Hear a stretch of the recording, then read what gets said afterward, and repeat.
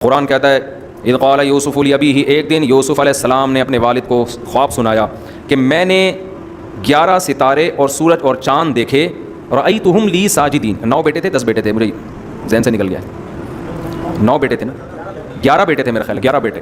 تو میں نے 11 ستارے اور سورج اور چاند کو دیکھا کہ وہ مجھے سجدہ کر رہے ہیں۔ تو یعقوب علیہ السلام سمجھ گئے کہ یہ بیٹا میرا، اس کو اتنا خاندانی خواب آیا ہے، یقیناً اللہ کی طرف سے کوئی خوشخبری ہے۔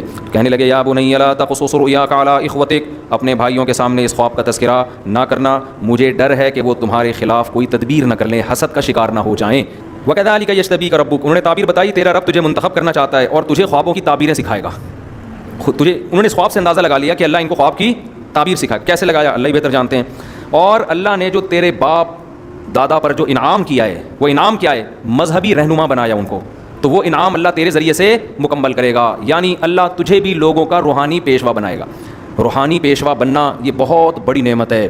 آج کل آپ ڈاکٹروں کی قدر لوگوں کی نظر میں ہے، انجینئروں کی قدر ہے، سائنسدانوں کی قدر ہے، مذہب کے لحاظ سے جو موٹیویٹ کرنے والے لوگ ہیں، مذہب کے لحاظ سے گائیڈ کرنے والے لوگ ہیں، لوگوں کی نظر میں ان کی قدر ختم ہوگی۔ لوگ کہتے ہیں مولوی لوگ ہیں فالتو کسی کام کے نہیں ہیں، ان کا کیا کرنا ہے، بتا دیں گے نماز پڑھو، روزہ رکھو، زکات دیا کرو، بس یہی آتا ہے ان کو، اور پرتھی وتری تو نکال نہیں سکتے گردوں سے ہی۔ تو وہ کہہ رہے ہیں کہ اللہ تجھ پر احسان کرے گا، اللہ تجھ پر احسان کرے گا۔ تو اس سے میرے بھائی اپنے بچوں کو عالم بنانے کی فکر بھی کیا کرو، بچوں کو ڈاکٹر بھی بنائیں، ایک کو آرمی میں بھیجیں، ایک کو CSS کروا لیں اور کچھ بھی کروا لیں، لیکن ایک آدھ بچہ دین کے لیے بھی وقف کریں۔ تو لقد کان فی یوسف و اخوتہ آیات للسائلین، تو خواب سنا کے چلے گئے، خواب آیا، کسی کو نہیں بتایا یوسف علیہ السلام نے، لیکن بھائیوں کے دل میں پہلے سے ہی جیلسی، بھائی جو تھے نا دوسرے، انہوں نے مل کے پروگرام بنایا۔ اذ قالوا لیوسف واخوہ احب الی ابینا، یوسف اور اس کا بھائی ہمارے ابا کو زیادہ محبوب ہے۔ ابا کے لاڈ پیار زیادہ کس کی طرف ہیں بھائی؟ یوسف اور اس کے چھوٹے بھائی کی طرف، حالانکہ یہ دونوں چھوٹے ہیں۔ وَنَحْنُ عُصْبَةٌ، اور ہم ایک مضبوط جماعت ہیں، لمبے چوڑے قد کے، بڑی عمر کے، لڑائیوں میں موقع ہر جگہ باپ کا سہارا بننے والے، تو باپ کو ہم سے محبت ہونی چاہیے، ان سے نہیں ہونی چاہیے۔ إِنَّ أَبَانَا لَفِي ضَلَالٍ مُبِينٍ، ہمارے ابا کھلی غلطی میں پڑے ہوئے ہیں۔ اقتلوا یوسف، یوسف کو قتل کر دو، اب اطرحوہ ارضاً، یا ایسی زمین میں جا کے ڈال دو، یخلو لکم وجہ ابیکم، تمہارے ابا کا چہرہ تمہارے لیے خالی ہو جائے، کچھ دن ابا یاد کر کے روئیں گے، اس کے بعد تم اور تمہارے ابا۔ سمجھتے ہو؟ ایک مولانا صاحب مجھ سے کہنے لگے مفتی صاحب 2 شادیوں کے سائیڈ افیکٹ دیکھو آپ۔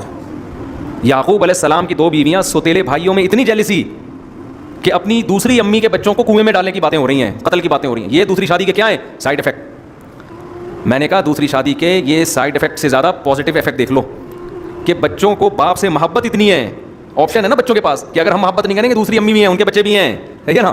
کمپٹیشن جب تک نہیں ہوتا آپ کی قدر دل میں نہیں ہوگی، کمپٹیشن ہے۔ اتنی قدر ہے ابا کی کہ ابا ہمارے ہونے چاہیے، ادھر نہیں جائیں ابا۔ اور میں نے کہا جب ابا کے ایک ہی بیوی سے بچے ہوں گے تو بچوں کو پتا ہے ابا کے پاس کوئی دوسرا آپشن ہمارے علاوہ ہے نہیں، ابا آنا ہے آؤ، نہیں تو نکلو یہاں سے۔ ابھی کل میں ایک انٹرویو دیکھ رہا تھا ایک ابا کا، ابا کہہ رہا ہے میں کما کے نا بچوں کو سعودی عرب سے میں نے 20 سال کما کے بھیجا، بچے مسٹنڈے بن کے کھا رہے۔ جب میں ریٹائر ہو کر آیا 2-4 دن آؤ بھگت ہوئی ہے، اس کے بعد بچے مجھے لفٹ نہیں کرا، تو کھانے پینے میں لگے، میں باپ کو بھول گیا، کیونکہ باپ نے اتنی جائیدادیں بنا دی، گاڑیاں لے لی، مکان پراپرٹی بنا لی، کرایہ آ رہا ہے، بچے موج مستی کر رہے ہیں، اور ابا ایک کونے میں بیٹھ کے کیا کھانسنے کا کام کر رہے ہوتے ہیں۔ تو خیر میں یہ نہیں کہہ رہا کہ ایک کے بچے سارے خراب ہوتے ہیں لیکن کمپٹیشن کا بڑا فائدہ ہوتا ہے۔ جب آپ کی ایک بیوی ہوگی آپ سے لڑے گی، 2 ہوں گی تو آپ کے لیے آپس میں لڑیں گی۔ وہ خواتین بہت ناراض ہو جاتی ہیں یار ایسی باتوں سے، تو کچھ باتیں مردوں کو بیان کرنے کی ہوتی ہیں، ان کی سمجھ میں آ نہیں رہی ہوتی نا۔ اچھا بھائی بہرحال سائیڈ افیکٹ بھی ہوتے ہیں، دیکھ لینا، لڑیں گے بھی آپس میں، یہ بھی ذہن میں رکھنا، اس سے یہ بھی پتہ چلتا ہے کہ سائیڈ افیکٹ بھی بہرحال ہوتے ہیں، لیکن پھر بھی پیغمبر کرتے ہیں، فائدے زیادہ ہیں۔ اچھا بھائی تو قال قائل منہم، ایک نے کہا، اس کو ترس آ گیا کہ یار ہمارا بھائی ہے، ہم قتل کیوں کریں اس کو؟ تو بھائی ہمیں تو یہ چاہنا ہے نا کہ ابا کی نظر ہم پر ہو، تو اس کو غائب کر دو، اس کو کیا کر دو؟ گم کر دو بس کہیں۔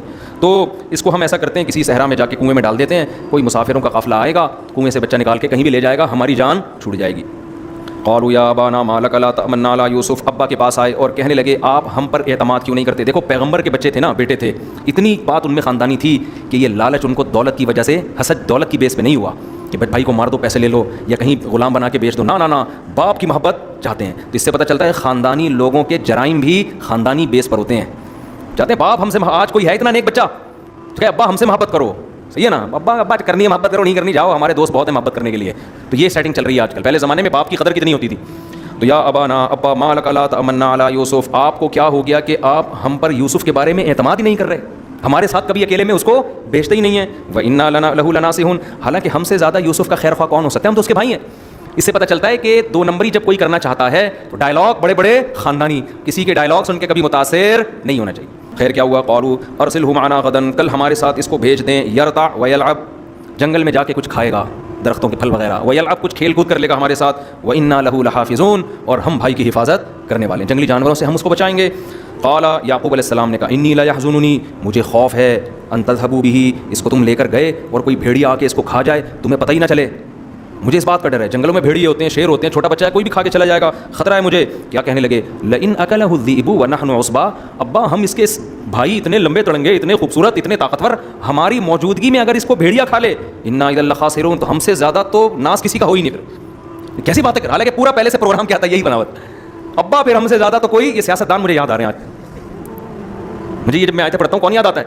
سیاستدان۔ تو آج کسی نے پوسٹ لگائی تھی زندہ ہے چور، زندہ ہے تو پہلے کچھ اور نعرے لگتے تھے نا، تو کیسی باتیں کر رہے ہوتے ہیں نا۔ تو وَإِنَّا لَهُ إِنَّا ابا ہم سے زیادہ تو پھر خسارے والا کوئی ہے، آپ کو تو یہ بات کرنے سے پہلے 100 دفعہ سوچنا چاہیے تھا۔ قرآن کہتے ہیں فَلَمَّا ذَهَبُوا بِهِ، ابا نے بھیج دیا، سب لے گئے اور سب نے اتفاق کر لیا کہ ان کو ایک اندھے کنویں میں ڈال دینا ہے، تو اندھے کنویں میں ڈال دیا، اور رات کو ابا کے پاس آئے یبکون، روتے ہوئے۔ اس سے پتہ چلتا ہے ڈرامے بازی میں رونا کوئی مشکل کام نہیں ہے، یہ بہت پہلے سے چلا رہا ہے، کسی کے رونے کو دیکھ کر کبھی بھی متاثر نہ ہوا، چاہے کوئی قرآن پڑھ کے ہی رو رہا ہو، خوب سمجھ لو۔ میں نے بڑے بڑے لوگ دیکھے رونے دھونے میں بہت آگے ہوتے ہیں، عمل میں کیا ہے؟ زیرو۔ رونا اچھی بات ہے، قرآن پڑھ کے رونا، دعا مانگ کے رونا اچھی بات ہے، حدیث میں اس کی ترغیب ہے، اس کے بڑے فضائل ہیں، لیکن ایک رونا دل کا ہوتا ہے، ایک رونا ڈرامے بازی والا ہوتا ہے۔ دل کا رونا وہ ہے جس پہ آپ کو گناہوں پہ ندامت ہو، اپنے اعمال کی فکر ہو۔ ڈرامے بازی والا رونا وہ ہے جس میں رو رو کے پاگل ہو جاؤ لیکن ایک گناہ چھوڑنے کے لیے بھی تیار نہ ہو، جیسے 27ویں رات کو دبا کے پبلک رو رہی ہوتی ہے اور پھر عید کے دن فلم دیکھنے کا پہلے سے پروگرام ہوتا ہے ان کا، سمجھ رہے ہیں نا؟ وراثت جو کھا کے بیٹھا ہے وہ کھا کے بیٹھا ہوا ہے، اس کا بہن کو وراثت دینے کا پروگرام نہیں ہوتا، جو رشوت لے رہا ہے وہ رشوت لے رہا ہے، یہ والا رونے کی کوئی حیثیت نہیں۔ تو رات کو روتے ہوئے آئے، انا ذهبنا، ابا ہم گئے تھے، نستبقوا، دوڑ کا مقابلہ کر رہے تھے، آپس میں ریسنگ کا مقابلے بازی چل رہی تھی، ہم نے یوسف کو اپنے سامان کے پاس بٹھا دیا، بیٹا تم یہاں ہمارے کپڑوں کی حفاظت کرو، فاکلہ الذئب، بھیڑیا کھا گیا، بھیڑیا کھا گیا، رو رہے ہیں۔ وما انت بمؤمن لنا، ابا ہمیں پتہ ہے کہ آپ ہماری بات پہ یقین نہیں کریں گے، پہلے سے ہی دیکھو، ہمیں پہلے سے پتہ ہے کہ آپ سنتے ہی بول دیں گے جھوٹ بول رہے ہو، ہمیں پہلے سے پتہ ہے، ولو کننا صادقین، کتنا سچ بول رہے ہو، لیکن آپ نے بولنا یہی ہے کہ جھوٹ بول رہے ہیں، کتنی ہوشیاری ہے نا، دیکھو۔ وجاءوا علی قمیصہ بدم کذب، اور قرآن کہہ رہا ہے جھوٹا خون لگا کے کرتے پہ لے آئے، حضرت یوسف کا پھٹا ہوا کرتا لے کر آئے کہ ابا یہ کرتا بچا ہے، اس پہ یہ خون لگا ہوا ہے۔ قال، یعقوب علیہ السلام نے کہا بل سولت لکم انفسکم امرا، نہ بھیڑیے نے نہیں کھایا، تم لوگوں نے کچھ اپنی طرف سے کہانی بنائی ہے۔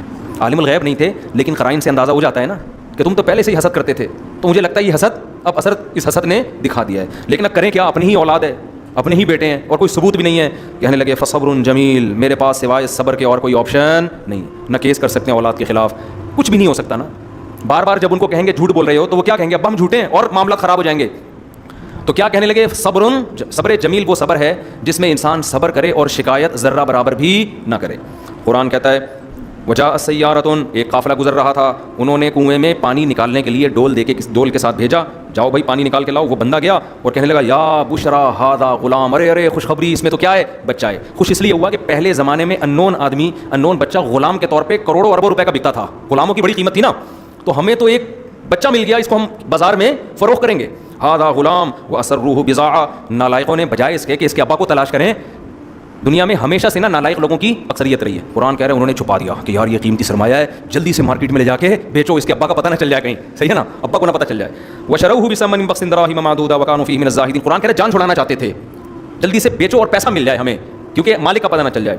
قال الذی اشتراہ من مصر، تو یوسف علیہ السلام یہاں سے مصر پہنچے اور مصر کے بازار میں فروخت ہوتے ہوتے ہوتے ہوتے بالآخر شاہی خاندان نے ان کو خرید لیا، کیوں خوبصورت بہت تھے، تو بادشاہ جو مصر کا بادشاہ تھا اس نے خرید لیا، اس نے کہیں دیکھا ہوگا، خرید کے اچھی قیمت پہ لے آیا اور اپنی بیوی سے کہنے لگا اکرمی مثواہ، اس کا خوب اکرام کرنا، عسیٰ ان ینفعنا، یا تو یہ غلام بن کے ہمیں فائدہ پہنچائے گا، او نتخذہ ولدا، یا ہم اس کو اپنا بیٹا بنا لیں گے۔ کہا جاتا ہے کہ اس کی اولاد نہیں تھی، بعض دفعہ بچے خوبصورت ہوتے ہیں نا تو انسان کا دل نہیں چاہتا اس کو غلام بنائے، انسان کہتا ہے یار یہ تو اپنی اولاد، تو اس نے آپشن دیا کہ بھائی بیٹا بھی ہم بنا سکتے ہیں ورنہ ہمارا خادم بن کے خدمت کرے گا۔ اللہ فرماتے ہم نے یوسف کو اس طرح ٹھکانہ دے دیا، ولما بلغ اشدہ، جب جوانی کی دہلیز پہ قدم رکھا یوسف علیہ السلام نے، ہم نے ان کو علم اور حکمت دیا۔ پھر ایک دن کیا ہوا کہ کیونکہ بے انتہا حسین تھے، حدیث میں آتا ہے رسول اللہ صلی اللہ علیہ وسلم نے فرمایا میں نے معراج کی رات یوسف علیہ السلام کو دیکھا، پوری کائنات میں انسانوں کو اللہ نے جتنا حسن بانٹا ہے اکیلا آدھا یوسف علیہ السلام کو دیا ہے۔ یعنی آپ تصور کر لو نا، کوئی دنیا میں حسین سے حسین دیکھو، اس کو کروڑوں سے ضرب دے دو آپ۔ ہر پیغمبر کا ایک معجزہ ہوتا ہے نا، معجزے کا کیا مطلب ہے، جو آپ کو عاجز کر دے، آپ یہ کام کر نہیں سکتے، آپ کی عقل حیران ہو جائے کہ یار یہ ممکن نہیں ہے۔ تو موسیٰ علیہ السلام لاٹھی کو سانپ بناتے, عیسیٰ علیہ السلام مردے کو کہتے زندہ ہو جاتا, تو عقل حیران ہوتی ہے نا یار یہ کیسے ہو رہا ہے. تو یوسف علیہ السلام کا معجزہ کیا تھا؟ ان کا حسن. اتنے حسین کہ دیکھ کے انسان یہ کہہ سکتے تھے کہ یہ جھوٹے پیغمبر نہیں ہو سکتے, ان کو الگ سے گاڈ گفٹڈ ہے, اتنا حسین ان کو بنایا کسی وجہ سے. اب ظاہر ہے اتنے حسین, تو جو بادشاہ کی بیوی کی نیت خراب ہوئی, اس نے دروازہ بند کر کے تالے لگائے اور یوسف علیہ السلام کو برائی کی دعوت دی. ابھی یوسف علیہ السلام نے جوانی کی دہلیز پہ قدم رکھا ہے. اس وقت انسان کے جذبات اپنے عروج پر ہوتے ہیں, اور پھر ایک مسافر بھی ہو اسے پتہ ہے کہ یہاں میرے لیے شادی کرنا اتنا آسان نہیں ہے. پھر بادشاہوں کی بیویاں اکثر حسین ترین عورتیں ہوا کرتی ہیں, بادشاہ لوگ تھوڑی بصورت عورت سے نکاح کرتے, تو وہ بھی جوان اور بے انتہا حسین, اور کوئی بدنامی کا خطرہ نہیں ہے, بلکہ اس کی پیشکش کو مسترد کرنے میں بدنامی کا خطرہ ہے. آپ سوچو اس سے بڑی کسی نوجوان کے لیے آزمائش ہو سکتی ہے؟ قرآن کیا کہہ رہا ہے؟ جب برائی کی دعوت دی یوسف علیہ السلام نے کہا معاذ اللہ, اللہ کی پناہ, انہ ربی احسن مثوایا, میرے رب نے مجھے اتنا اچھا ٹھکانہ دیا, میں تو کنویں میں تھا, وہ مجھے اٹھا کے محل میں لے آیا, تو اب میں اس رب کو ناراض نہیں کر سکتا. دیکھو یہ نہیں کہہ رہے, کتنی سوچنے کی بات ہے. یہ بھی تو کہہ سکتے تھے کہ اللہ میں تو مجبور ہوں, میں تو گھر میں آرام سے رہ رہا تھا, بالغ ہوتا ابا میری ٹائم پہ شادی کرا دیتے, یہ تو میں مسافروں والی زندگی گزار رہا ہوں. یہ نیگیٹو پہلو بھی نکال سکتے تھے نا, لیکن کیا کہہ رہے ہیں, نہیں بھائی ہم تو کنویں میں تھے, ہم تو مر جاتے وہاں پہ, یا بازاروں میں فروخت ہو کے کہیں کسی جھونپڑے میں بھی جا سکتے تھے, لیکن ہمارے رب نے احسان کیا کہ مجھے نکال کے کہاں لے آیا؟ بادشاہ کے محل میں. تو اس احسان کا بدلہ میں یہ نہیں دوں گا کہ میں اس خدا کی نافرمانی کروں. اور بعض نے اس آیت کا یہ بھی مفہوم بیان کیا ہے کہ جو بادشاہ ہے وہ میرا رب ہے, اس نے مجھے پالا ہے, میں اسی کی بیوی کے ساتھ خیانت نہیں کر سکتا. اس نے بھی اپنے محل میں, اس لیے تھوڑی ٹھکانے دیا کہ میں اسی کی عورتوں پہ نظر ڈالنا شروع کر دوں. آج یہ بھی ہوتا ہے کہ لوگ آستین کا سانپ بن کے, ایک آدمی اعتماد کرتا ہے, آپ کو اپنی وائف سے ملواتا ہے, ٹھیک ہے یہ غلط ہے, بے پردگی کا گناہ ہے, لیکن بعض لوگ اعتماد کرتے ہیں, تو عزت دار آدمی اس کے اعتماد کو ٹھیس پہنچنے نہیں دیتا. کہتا ہے یار یہ دوست مجھ پہ ٹرسٹ کر رہا ہے, اعتماد کر رہا ہے, تو اس کی بیوی کو اپنی بہن سمجھو, بھابھی سمجھو. لیکن میں نے بعض ایسے بدبخت دیکھے ہیں کہ دوست نے اعتماد کیا اور یہ آستین کا سانپ بن کے اسی کے گھر والوں پہ ڈورے ڈالنے لگا. تو یہ زندگی غیرت کی طرح گزار لو یا بغیرتی کی طرح گزار لو, یہ آپ کے پاس بہترین آپشن ہے. قرآن کہتا ہے وَلَقَدْ هَمَّتْ بِهِ وَهَمَّ بِهَا, خیال یوسف کے دل میں بھی آیا. ایسا نہیں ہے کہ یوسف علیہ السلام کے دل میں جذبات پیدا نہیں ہوئے, جذبات ان کے دل میں بھی, کیونکہ جوان تھے. ایک خوبصورت ترین عورت, اور مصر میں تو ویسے ہی حسن بڑا مشہور ہے, خوبصورت ترین عورت ایک ینگ کو بند کمرے میں دعوت دے رہی ہو, کوئی روک ٹوک کرنے والا نہ ہو. قرآن کہہ رہا ہے ان کے دل میں بھی جذبات پیدا ہوئے, لیکن اللہ فرماتے ہیں ہم نے ان کو برائی سے بچا لیا کیونکہ ہمارے نیک بندے تھے. ارادہ کیا انہوں نے بچنے کا, اللہ نے بچا لیا. اس سے پتہ چلتا ہے کہ برائی کا خیال دل میں آنا یہ برا نہیں ہے, یہ آپ کے اختیار سے باہر ہے. بعض دفعہ لوگ کہتے ہیں یار اب تو کوئی ہم عورتیں گزرتی ہیں, نوجوان کہتے ہیں میرا بڑا دیکھنے کا دل کر رہا ہوتا ہے. تو یہ دیکھنے کا دل کرنا تو آپ کے آدمی ہونے کی علامت. جن کا دل ہی نہیں کرتا ان کو ہماری شادیوں کے بیانات بالکل فضول لگتے ہیں, کہ پتہ نہیں کس قسم کی باتیں کر رہے ہیں مول صاحب بیٹھ کے. یہ تو انہی لوگوں کے لیے جن کا دل کرتا ہے. تو یہ جوان ہونے کی علامت ہے, صحت مند ہونے کی علامت ہے. دل 100 بار کرے لیکن نظر وہاں اٹھے گی جہاں اللہ اجازت دے گا, یہ کامل آدمی ہونے کی علامت ہے. دل ہی کرنا بند کر دے تو یہ میڈیکلی فالٹ ہونے کی علامت ہے. تو یوسف علیہ السلام کے دل میں بھی, اور پیغمبر تو زیادہ طاقتور ہوتے ہیں, بھرپور جذبات تھے, مگر قرآن کہہ رہا ہے انہوں نے فرمایا معاذ اللہ, اللہ کی پناہ. حدیث میں آتا ہے جس نوجوان کو خوبصورت حسین عورت زنا کی دعوت دے اور وہ یہ کہہ دے مجھے اللہ کا خوف ہے, اللہ قیامت کے دن کروڑوں اربوں انسانوں میں سے اس کو لائے گا اور اپنے عرش کے سائے میں پروٹوکول دے گا, اس کو جگہ دے گا. یہ بہت بڑی نیکی ہے کہ آپ کو کوئی عورت خود گناہ کی دعوت دے اور آپ اس گناہ سے بچ جائیں. آج کل تو فیشن بن گیا ہے زنا کرنا. تو قرآن کہتا ہے وَاسْتَبَقَ الْبَابَ, دونوں دروازے کی طرف بھاگے. یوسف علیہ السلام برائی سے بچنے کے لیے آگے بھاگ رہے ہیں, وہ پیچھے کی طرف, اور بالآخر اس نے جب یوسف علیہ السلام کا کرتا پکڑا ہے تو وہ پیچھے سے پھٹ گیا. اچانک دروازہ کھل گیا, جب دھاڑ دھاڑ ہوئی ہے تو وہ بادشاہ سلامت تشریف لے آئے. اب جیسے ہی دروازہ دھکا دے کے کھلا ہوگا یا لات مار کے توڑا ہوگا اس نے, جو بھی کیا ہوگا, تو دونوں سامنے کھڑے ہوئے ہیں. یوسف علیہ السلام بیچارے ابھی کچھ بولے ہی نہیں ہیں کہ زلیخا جس کا نام کہا جاتا ہے وہ کیا بولنے لگی, یہ نہیں کہہ رہی ہے یہ مجرم ہے, میں صاف ستھری ہوں, میں پاک دامن ہوں, تمہارے گھر میں جو غلام ہے اس نے مجھ پہ نظریں ڈالی ہیں, یہ نہیں کہہ رہی. ہوشیاری دیکھو, کہہ رہی ہے ماں جزاء من اراد باہلک سوءا. بادشاہ سلامت ایکسکیوز می سر, ایک بات سنیے, آپ مجھے صرف یہ بتائیے کہ ایک آدمی کو آپ نے گھر میں رکھا, اس کو اچھا ٹھکانہ دیا, اور وہ آپ ہی کی بیوی پہ نظریں ڈالنے لگے, دروازے بند کر کے کنڈیاں لگا کے, اس کی سزا بتائیں کیا ہونی چاہیے؟ ڈیڑھ ہوشیاری دیکھ رہے ہیں, نہیں سمجھ میں آ رہا. میں اس لیے اتنا ڈیٹیل بیان کر رہا ہوں کہ یہ تمام ڈیڑھ ہوشیاریاں آج ہو رہی ہیں اور لوگ ان ڈیڑھ ہوشیاریوں سے متاثر ہوتے ہیں. میڈیا پہ چل ہی یہی رہا ہے ٹوٹلی, سمجھتے ہو. جو 2 نمبر آدمی ہوتا ہے نا وہ پینڈوانہ طریقے سے الزام نہیں لگاتا, وہ بڑے ٹیکنیکل طریقے سے لگاتا ہے کہ اس پہ تو بحث ہی نہیں کرنی ہے کہ صحیح کون ہے غلط کون ہے. غلط تو یہ ہے ہی, میں تو ہوئی نہیں, میں تو پاک دامن ہوں, سزا بتائیں کیا ہونی چاہیے. سمجھ میں آ رہی ہو؟ جو بیچارے پاک دامن تھے وہ چپ کھڑے ہوئے, بولنا تو ان کو پہلے چاہیے تھا, اور بول یہ پہلے رہی ہے. کیا کہہ رہی ہے؟ بادشاہ سلامت, میرے ہسبینڈ, میرے سر کے تاج, یہ بتائیے کہ جو بندہ آپ کے گھر میں رہ کر آپ کی بیوی پہ غلط نظریں ڈالے اس کی سزا بتائیں کیا ہونی, کتنے سال قید بمشقت ہونی چاہیے. اب جب الٹا اس نے ایسا الزام لگا دیا, یوسف علیہ السلام نے فرمایا ہی راودتنی عن نفسی, بھائی اس نے مجھے ورغلانے کی کوشش کی ہے, اس نے مجھے یہ سب پروگرام اس کا بنایا ہوا ہے. اب بادشاہ حیران مکھنچو کی طرح نا کھڑا ہوا دیکھ رہا ہے کہ یار یہ ہو کیا رہا ہے. تو قرآن کہہ رہا ہے ایک بچے نے جو بادشاہی کے خاندان میں تھا وہ بڑا ہوشیار تھا, تو اس نے کہا کہ بھائی دیکھ لو کہ اگر کرتا پیچھے سے پھٹا ہوا ہے تو یہ اس کی علامت ہے کہ یوسف سچے ہیں, وہ آگے بھاگ رہے تھے اور یہ پیچھے, اور اگر کرتا آگے سے پھٹا ہوا ہے تو اس کا مطلب یوسف غلط ہیں. جب دیکھا تو کرتا پیچھے سے گر گیا تھا, وہ پھٹ گیا تھا. بادشاہ نے کہا کہ یہ ڈیڑھ ہوشیاری کس کی ہے, میری بیوی کی. ہو نہیں سکتا نا کہ وہ آگے بھاگ رہے ہوں, یہ پیچھے ہو اور کرتا آگے سے پھٹ جائے, یہ پاسبل ہے تو ممکن ہی نہیں ہے. اللہ فرماتے ہیں کہ بادشاہ نے کہا کہ انہ من کیدی کنہ, جب دیکھا کرتا پیچھے سے پھٹا ہوا ہے, بادشاہ نے اپنی بیوی سے کہا یہ تیری تدبیر ہے, تو بڑی چالاک عورت ہے. میاں بیوی کا پٹا اسٹارٹ, اور کہنے لگا انہ کیدا کنہ عظیم, یہ صرف تیری چالاکی نہیں ہے, تم عورتیں ہوتی ہی بڑی چالاک ہو. جب کسی بندے کو بدنام کرنے پر آ جاؤ تو تمہاری تدبیریں بہت خطرناک ہوتی ہیں, سیکھ لو, آپ کو میں سمجھا رہا ہوں. ان قید کن عظیم, تم عورتوں کی تدبیریں ہوتی ہی ایسی ہیں. جب کسی کو رسوا کرنے پر, ساری عورتیں ایسے نہیں ہوتی جو بیان سن رہی ہیں, ان کے علاوہ کے بارے میں اس نے کہا تھا. یوسف اعرض عن ھذا, یوسف چھڑ پڑے. اعرض اعراض کر, یعنی اس کو پنجابی میں کہا چھڑے, مٹی پا, بس چھڑ یار, اب اس مسئلے کو کائنڈلی زیادہ اچھالنے کی کوشش نہ کرنا, بس چھوڑ دے. واستغفری لذنبک, اور بیوی سے کہنے لگا تو بھی توبہ استغفار کر لے, مسٹیک تجھ سے ہوئی ہے, بس میں اس مسئلے کو اچھا نہیں رہا. دیکھو آئندہ ایسا نہیں ہونا چاہیے, ٹھیک ہے, آئندہ تھوڑا احتیاط کرو.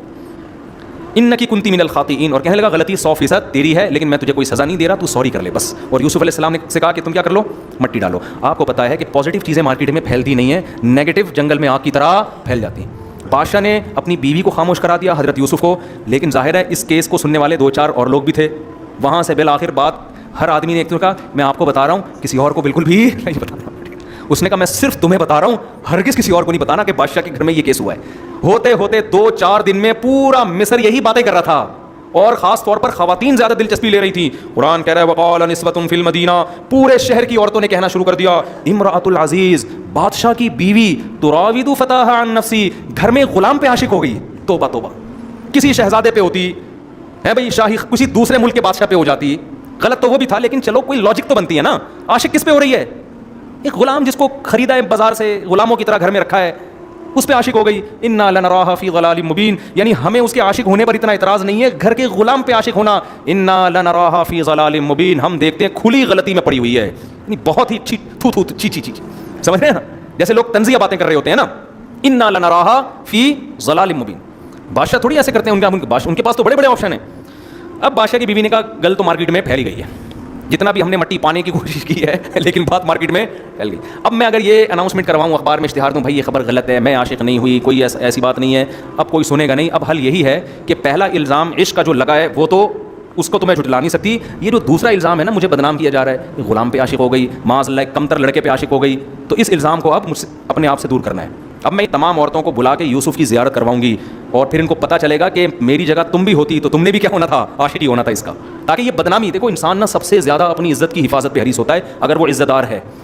اگر وہ عزت دار نہیں ہے تو پھر اس کو عزت کی بالکل بھی پرواہ نہیں ہوتی. تو جب اس نے یہ دیکھا بادشاہ کی بیوی نے, فلما سمعت بمکرہن, جب سن لیا کہ میرے خلاف ایسی الٹی الٹی باتیں ہو رہی ہیں, ارسلت الیہن, تو شہر کے جو بڑی بڑی عورتیں تھیں نا, اونچے اونچے گھرانوں کی, ان کی دعوت, ان کو سب کو بلایا. ان کو یہ نہیں بتایا کہ میں تمہیں یوسف دکھانا چاہتی ہوں, وہ آتی نہیں, کہتی بس چھوڑ پرے, ہوگا نا بڑا خوبصورت ہوگا, بس چھوڑ رہنے دے, وہ جو ہونا تھا ہو گیا, پتہ ہے. تو اس نے کہا نا ان کو بتاؤ نہیں کہ میں کرنا کیا چاہ رہی ہوں, ان کو کھانے پہ انوائٹ کرو. وَأَعْتَدَتْ لَهُنَّ مُتَّقَا, سب کے لیے گاؤ تکیے لگا دیا. اب شہر کی بڑی بڑی جو اونچے اونچے خاندانوں کی عورتیں تھیں وہ گاؤ تکیوں میں بیٹھی ہوئی ہیں. وَآتَتْ كُلَّ وَاحِدَةٍ مِّنْهُنَّ سِكِّينًا, اور ہر ایک کے ہاتھ میں چھری پکڑا دی. وقالت اخرج علیہن, چھری پکڑائی پھل کاٹنے کے لیے. اور جب وہ پھل کاٹنے لگیں اسی دوران, کتنی ہوشیار تھی دیکھو, اسی دوران یوسف سے کہا کہ یہاں سے نکل کے جاؤ سامنے. دیکھو یہ بھی ایک طریقہ ہے نا, اس کے علاوہ بھی تو کسی اور موقع پہ کہا جا سکتا تھا کہ چلی جاؤ, یعنی چلے جاؤ. اس کو پتا تھا زلیخا کو کہ جب پھل کاٹتے کاٹتے یہ یوسف کو دیکھیں گے, یہ اتنے مبہوت ہوں گے, یہ عورتیں اتنی حیران ہو جائیں گی ان کے حسن کو دیکھ کر کہ یہ پھل میں اور انگلیوں میں فرق نہیں کر سکیں گی. تو یہ معجزہ تھا یا نہیں تھا؟ قرآن کہہ رہا ہے وقالت اخرج علیہن, ہاتھوں میں چھری پکڑا دی, پھل پکڑا دیے, کاٹنا شروع کرو. اور ادھر یوسف سے کہا کہ تم نکل کے یہاں سے جاؤ.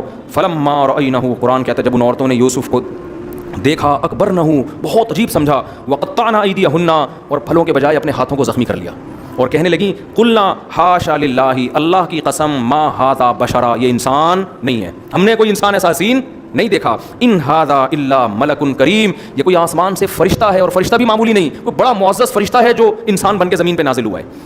جب انگلیاں سے ان کے خون بہنا شروع ہوا اور مبہوت ہو گئی, انہوں نے کہا کہ خدا کی قسم یہ انسان نہیں فرشتہ ہے. فوراً کہنے لگی ذالک الذی لمتن, یہ ہے وہ جس کے بارے میں تم ملامت کر رہی تھی مجھے. ذالکن الذی لمتننی فی, تم ملامت کر رہی تھی نا, پہلے نہیں بتایا کہ میں اس کو بلا رہی ہوں جس کے بارے میں تم نے مجھے ملامت کی ہے. یہ سب باتیں پہلے نہیں بتائیں, میں کہا پہلے ان کو دکھاؤ پھر میں بتاؤں گی, اب بتاؤ.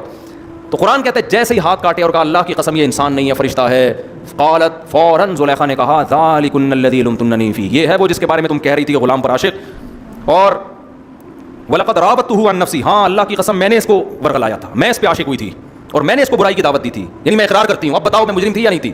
اور پھر جب دکھا دیا سب کو تو اب بانگ دہل اعلان کرنے لگی، اب میری جو محبت ہے، عشق ہے، وہ ایکسپوز ہو چکا ہے، سب کو پتہ چل چکا ہے، عزت ہونی تھی نہیں ہونی تھی پتہ چل گیا. اور اب کیا کہنے لگی، لئن لم یفعل ما آمرہ، اس نے اگر میرے ساتھ میری خواہش پوری نہیں کی جو میں اس کو دعوت دے رہی ہوں، لیسجنن، اس کو جیل کی کوٹری میں ڈال دیا جائے گا، ولا یکن من الصاغرین، اور یہ رسوا ہو جائے گا. اب یوسف علیہ السلام اللہ سے دعا مانگ رہے ہیں، ربی السجن احب الی، اے اللہ مجھے ساری زندگی، جیل کی زندگی اس برائی سے زیادہ محبوب ہے جس برائی کی طرف مجھے یہ عورتیں دعوت دے رہی ہیں. میں اپنے دامن کو زنا کی اور بدکاری کی برائی سے ہمیشہ کے لیے بچاؤں گا. اس سے کیا سبق ملتا ہے؟ پیغمبروں نے شادیاں 4 8 10 کی ہیں لیکن زنا کے قریب بولو نہیں. حالانکہ والد کے 2 شادیاں، اس کے بعد بھی حضرت یعقوب نے نکاح کیا ہے.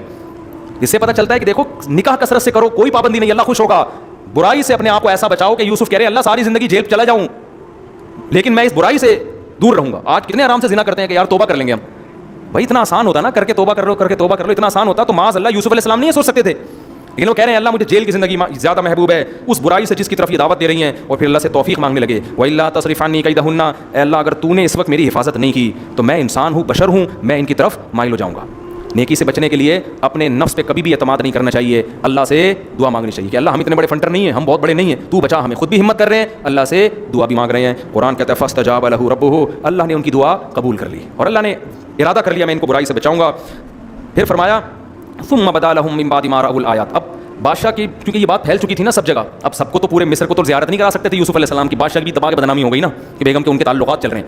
اب بادشاہ نے کہا اب میں یہی کر سکتا ہوں کہ لوگ کہہ رہے ہیں بھائی اگر غلطی تیری بیوی کی تھی، غلطی اگر یوسف کی تھی تو وہ جیل میں کیوں نہیں ہے؟ اس کا مطلب غلطی تیری بیوی کی تھی. تو بادشاہ نے سوچا اب اپنی بیوی کو بدنامی سے بچانے کے لیے اور اپنے آپ کو بچانے کے لیے ایک ہی آپشن ہے، جھوٹا کیس چلا کے ان کو کہاں کر دو، جیل میں ڈال دو، جیسے ہمارے سیاستدان کر رہے ہوتے ہیں، ٹھیک ہے نا، کیس بنا کے ڈال دو وغیرہ وغیرہ. تو بالآخر بادشاہ نے کیا کیا، اٹھا کے ان کو جیل میں ڈال دیا. اب جیل میں چلے گئے، کتنی بڑی آزمائش، کتنی بڑی آزمائش، جیل میں زندگی گزارنے لگے. ودخل معه السجن فتیان، دیکھو عام آدمی کوئی بھی جیل میں جاتا تو اس وقت 20 وسوسے آتے، یار میں برائی کر لیتا، مزے بھی ہو جاتے، جیل سے بھی بچ جاتا. کیسا گناہ سے بچا رہے ہیں. ہمیں سورہ یوسف سے یہ سبق ملتا ہے کہ آخری زور لگائے اپنے آپ کو بے حیائی سے بچانے کے لیے. اور یہ سبق ملتا ہے کہ آپ جب برائی سے بچتے ہیں نا، آپ کے کام بگڑ رہے ہوتے ہیں لیکن حقیقت میں سنور رہے ہوتے ہیں. حقیقت میں اللہ کچھ اور آپ کو بنانا چاہتا ہے. تو وقتی آزمائشوں کی وجہ سے کبھی گناہ کے قریب مت جاؤ. وقتی آزمائشیں اصل نہیں ہوتی. قرآن کہتا ہے العاقبۃ للمتقین، انجام اچھے لوگوں کا ہوگا. انجام کس کا ہے؟ اچھوں کا انجام ہے. بس یہ جلدی سے میں کر کے پھر اس کو باقی کو کل پڑھیں گے ہم انشاءاللہ. تو ودخل معه السجن فتیان، 2 نوجوان جیل میں تھے آپ کے ساتھ. وہ آئے جب انہوں نے دیکھا نا کہ یوسف علیہ السلام جیل میں ہیں مگر ذکر میں، تلاوت میں، نماز میں لگے رہتے ہیں. تو آپ کو پتہ ہے عبادت کا ایک الگ نور ہوتا ہے. غیر مسلم بھی آپ سے دعائیں کرواتے ہیں. تو 2 قیدیوں کو خواب آیا، سوئے نا، ایک کو خواب آیا کہ میرے سر پہ چنگیری رکھی ہوئی ہے اور اس میں کچھ روٹی کے ٹکڑے اور پرندے آ کے کھا رہے ہیں. دوسرے کو خواب آیا کہ میں جوس، انگور نچوڑ کے بادشاہ کو جوس پلا رہا ہوں. اب خواب ان کو آیا تو یہ حیران ہوئے کہ یار اس کی تعبیر پوچھنی چاہیے. تو ان کو خیال آیا کہ یار ہمارے ساتھ جیل کے قیدیوں میں ان سے زیادہ نیک آدمی کوئی بھی نہیں ہے، یہی نیک لگ رہے ہیں، تو چلو ان سے آ کے تعبیر پوچھتے ہیں. تو آ کے تعبیر پوچھنے لگے، انا نراک من المحسنین، اور کہنے لگے ہم آپ کو نیک آدمی سمجھتے ہیں، اگرچہ ہمارا مذہب آپ کا مذہب الگ ہے مگر آپ ہمیں نیک معلوم ہوتے ہیں. تو یوسف علیہ السلام نے اب دیکھا کہ اب یہ میرے محتاج ہیں، اب یہ مجھ سے تعبیر سننا چاہتے ہیں. تو جو آدمی کسی کا محتاج ہوتا ہے نا، اس موقع پر آپ اس کو کوئی نصیحت کرو گے اثر کرے گی، کیونکہ وہ اب یرغمال بنا ہوا ہے. تو یوسف علیہ السلام نے خواب کی تعبیر بتانے سے پہلے ان کو دین کی تبلیغ شروع کر دی اور کہنے لگے دیکھو میرے پاس ایک اور معجزہ ہے کہ تمہارا گھر سے جو کھانا آئے گا نا، یہ جو بھی کھانا آئے گا میں پہلے بتا دوں گا کیا آنے والا ہے. یہ اللہ نے میرے ساتھ ایک معاملہ کیا ہے اور یہ جو مجھے تعبیروں کا علم سکھایا اور میں تمہیں پہلے سے بتا رہا ہوں کیا آنے والا ہے، یہ ایک وجہ سے کیا ہے. وہ وجہ کیا ہے کہ میں اور ہمارے باپ دادا بتوں کی عبادت نہیں کرتے. انی ترکت ملت قوم، ہم ایسی قوم کو چھوڑ چکے ہیں لا یؤمنون باللہ، جو اللہ پر ایمان نہیں رکھتے. حالانکہ ابراہیم علیہ السلام کے والد تو بت پرست تھے نا، لیکن ہم نے وہ ملت کیا کر دی ہے، چھوڑ دی. ہم توحید پرست ہیں، خدا کو ماننے والے ہیں. واتبعت ملت آبائی، اور میں اپنے باپ دادا کو فالو کرتا ہوں، ابراہیم، اسحاق اور یعقوب کو. ہمارے اندر قدر مشترک یہ ہے کہ ہم اللہ کے ساتھ کسی کو شریک نہیں کرتے. پھر کہنے لگے یا صاحب یہ سجنی، اے میرے جیل کے دونوں ساتھیوں، ارباب متفرقون، بتاؤ اتنے سارے مختلف ڈفرینٹ قسم کے خدا، متفرقون کا معنی ڈفرینٹ، یہ زیادہ بہتر ہے ام اللہ الواحد، یا ایک اللہ جو اکیلا ہے، القہار سب پر غالب. تمہیں کیا ہو گیا اتنے ساروں کو تم پوچھ رہے ہو؟ تو وہ کیسی تبلیغ، تعبیر نہیں بتا رہے، تعبیر بتانے سے پہلے ان کو تبلیغ کر رہے ہیں. اس سے کیا پتہ چلتا ہے کہ ویژنری لوگ کہیں بھی ہوں ان کی نظر میں سب سے پہلے اپنا ویژن ہوتا ہے. حضرت یوسف کا ویژن تھا اللہ کے دین کی تبلیغ، تو یہاں بھی انہوں نے وہ تبلیغ کا موقع ہاتھ سے جانے نہیں. تو یوسف علیہ السلام نے ان کو کہا اتنے سارے خداؤں میں تم پاگل ہو، اتنے سارے خدا اچھے ہیں، یہ خدا اچھا ہے. ما تعبدون من دونه الا اسماء، تم جن بتوں کی عبادت کرتے ہو تمہارے باپ دادا نے خود گھڑ لیے ہیں. دیکھو اگر پہلے سے ہی جیل میں یہ تبلیغ شروع کر دیتے نا تو کمپلین ہو جاتی کہ نہیں ہو جاتی. اس سے ہمیں تبلیغ کا بھی پتہ چلتا ہے کہ بے موقع تبلیغ جائز نہیں. آپ ویسے ہی کسی ہندو کو پکڑ کے بولیں ابے تو اتنے بھگوانوں کو پوچھتا ہے کیا ہے، اور رکھ کے تو تھپڑ لگا دے گا آپ کو. وہ کہے گا تم توہین کر رہے ہو، بجائے دین کے قریب آنے کے دور ہو جائے. تو یوسف علیہ السلام یہ کام پہلے بھی تو کر سکتے تھے نا، نہیں کیا. ان کو پتا تھا بھائی یہ اپنے معبودوں کے خلاف نہیں سنیں گے، اب سنیں گے کیونکہ ان کو جب تک میں تعبیر نہیں بتاؤں گا نا یہاں چپک کے بیٹھے رہیں گے میرے ساتھ، نہ پھٹا کریں گے نہ جھگڑا کریں گے. ان کو پتا ہے جھگڑا کیا بولیں جاؤ میں نہیں بتا رہا تعبیر ٹھیک ہے نا.